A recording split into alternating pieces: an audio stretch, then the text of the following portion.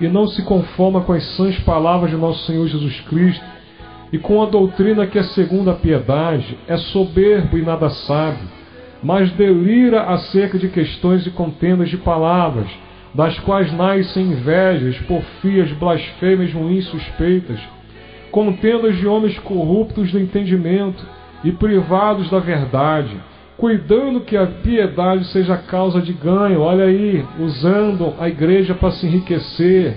Aparta-te dos tais. Paulo está falando que se você está vendo homens e mulheres que fazem isso, para você se afastar dessas pessoas, porque essas pessoas vão te levar para o inferno.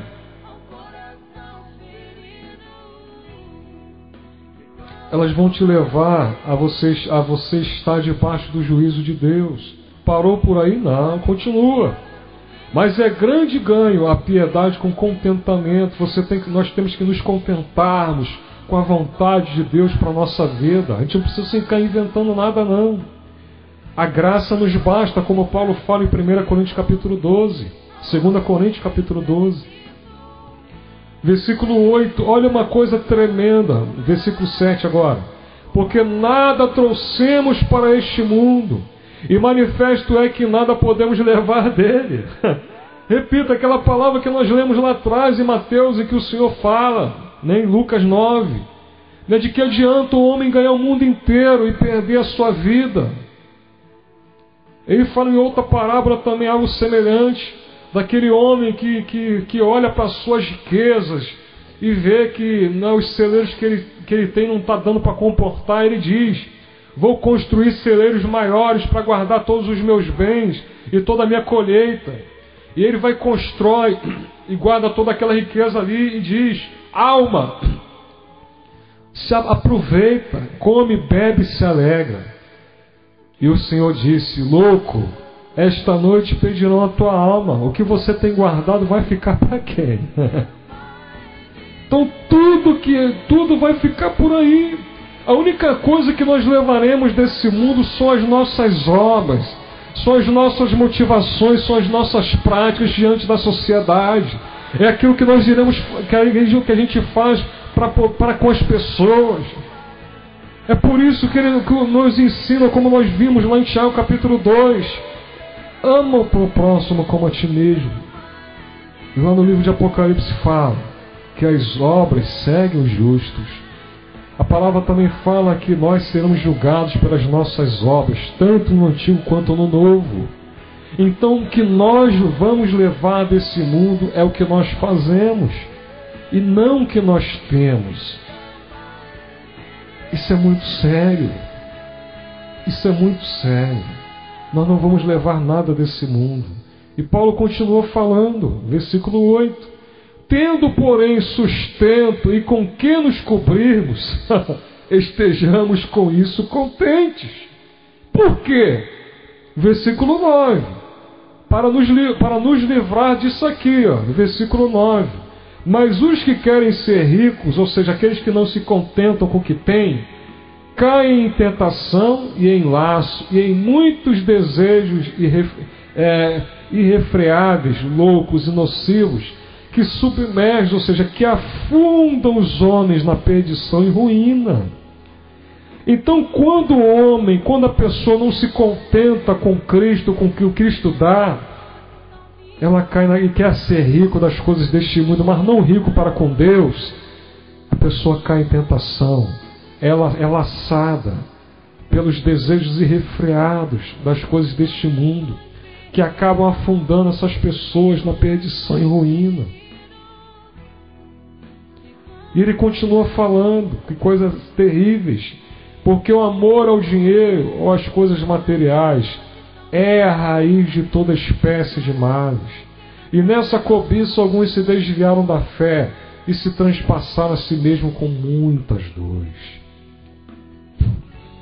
Queridos, a raiz de todos os males, como a Bíblia já fala há quase 2000 anos atrás, são as riquezas, é o dinheiro, são as cobiças pelas coisas deste mundo, pelas riquezas deste mundo.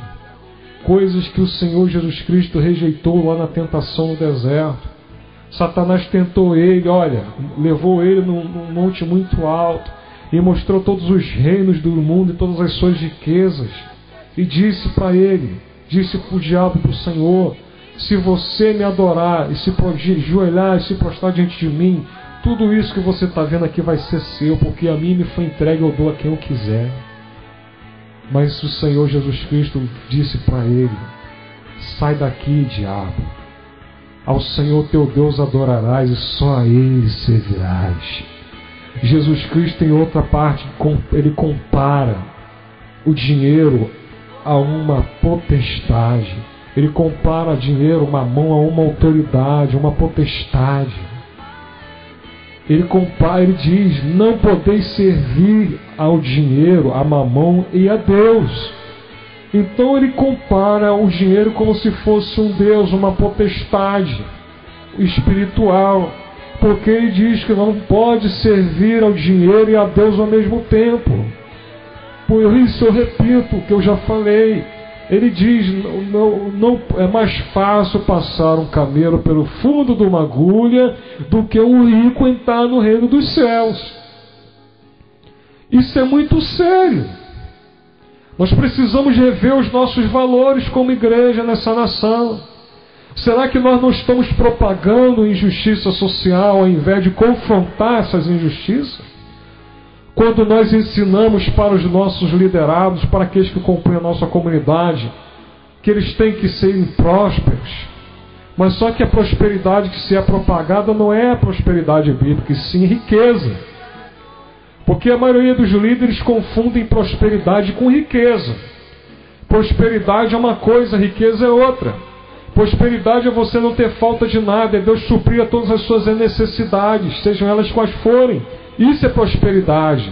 Riqueza é diferente. Riqueza é você ter demais, enquanto o outro tem de menos. Essa é a diferença.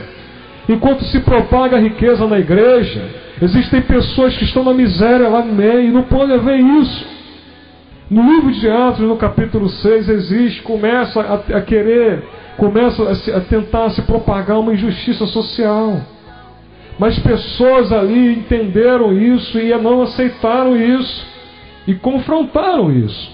Em Atos capítulo 6, versículo 1 em diante diz, Atos capítulo 6, versículo 1,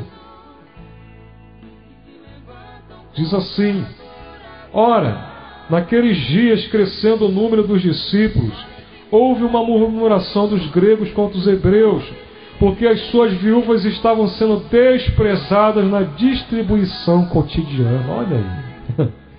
Então estava começando a haver injustiça na igreja. Mas só que como os discípulos eles conheciam o reino de Deus, eles não aceitaram isso. Versículo 2: e os 12, convocando a multidão dos discípulos, disseram: não é razoável que nós deixemos a palavra de Deus e sirvamos às mesas. Escolhei, pois, irmãos, dentre vós 7 homens de boa reputação, cheios do Espírito Santo e de sabedoria, aos quais constituamos sobre este importante negócio. Mas nós perseveraremos na oração e no ministério da palavra. E este pareceu contentou a toda a multidão, ou seja, todo mundo ficou satisfeito. E elegeram Estevão, homem cheio de fé e do Espírito Santo, e Filipe, Prócoro, Nicanor, Timão, Pármenas, Nicolau, prosélito de Antioquia, e os apresentaram ante os apóstolos, e estes orando lhes impuseram as mãos. E por causa disso, olha como é bênção, gente, olha como é bênção fazer a vontade de Deus. E por causa disso crescia a palavra de Deus, e em Jerusalém se multiplicava muito o número dos discípulos, e grande parte dos sacerdotes obedecia. Se as discípulas gregas não reclamassem, não reivindicassem os seus direitos diante dos apóstolos, elas estariam sendo coniventes com a injustiça. Mas elas não aceitaram isso, e por causa disso, os 12, os apóstolos, lançaram essa ideia maravilhosa, e a multidão dos discípulos elegeram 7 homens de Deus, e eles continuaram a dar assistência a todos os irmãos e irmãs necessitados, porque o propósito das contribuições na igreja, na comunidade, são para a manutenção dos santos e não para a manutenção de templos. Porque essa ideia templária começou com Constantino no Concílio de Nicéia em 325. Isso não é bíblico do Novo Testamento.